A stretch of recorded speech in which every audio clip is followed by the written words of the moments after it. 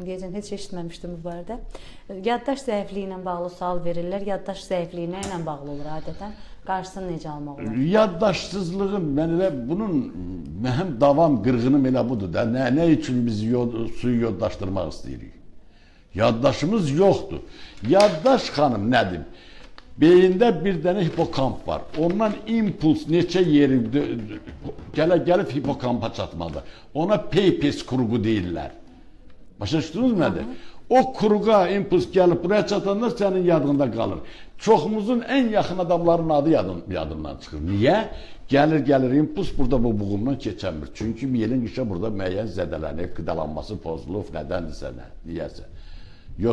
Yod çatışmamazlığından. Yəni bunların yaddaşı qorumağın səbəbi xanım əsasən suyun yodlaşmasıdır. Suyu yodlaşdırdıq, bütün hamının yaddaşı normal olacaqdır. Mən həqiqəti sizə söyləyeyim. Əslində sadə